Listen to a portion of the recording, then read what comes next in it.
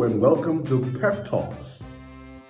I've really been upset over the last week or so.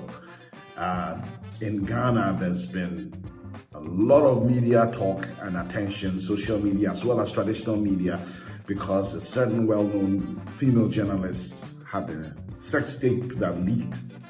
And what upsets me is those who are trying to normalize this. In fact, I had to confront, a lot of times I don't have the time to chase comments on social media, but there was one big influencer who basically said, look, we're all cheating. It's normal. And I confronted her. I said, you and who? How dare you?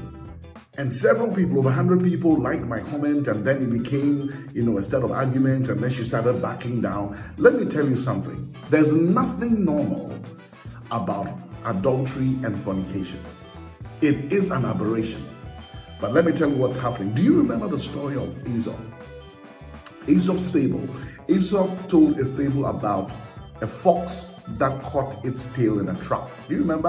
And it pulled and tagged and, because it was in danger. And finally it managed to escape, but it had lost its tail. For a long time, it wouldn't come into the crowds because it was ashamed. People were going to laugh at it and tease her and all of that. So what did this fox decide to do? Eventually wanted to still be among other foxes, and decided to call a meeting and wax lyrical about all the disadvantages of having a bushy tail. You can't run as fast. Sometimes you get caught in a hedge, and then hounds get you. Hunters can come after you. And after all, what do hunters want? It's just the tail. That's what they brag about. Long story short, he was telling the others, let's all get rid of our tails.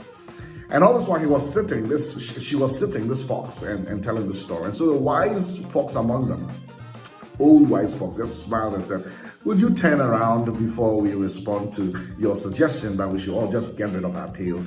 And then, of course, the shame and all of that, everybody said, oh, jeering at this fox. That's why you wanted us, because you have lost your tail. Listen, you can go ahead and live a sexually immoral life, but we are not going to allow you to make it normal or to normalize it. No. Just like we're not going to normalize thievery, we're not going to normalize LGBTQ, we're not going to normalize anything that's an aberration. The Aesop fable has this crux of advice. Don't take counsel from people who want to lower you to their level. There's nothing normal about adultery and fornication.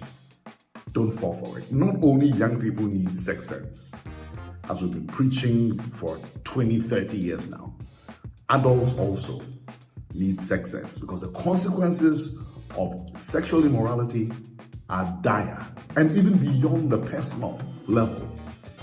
In my local language, we call fornication or adultery, we call it ejamine. Literally translated, it breaks a nation. Eja or mine. It destroys a people. Let's not fall for that. I hope you are pepped up to live a life that is clean and ethical and that glorifies God, our Maker and our Redeemer. Take care.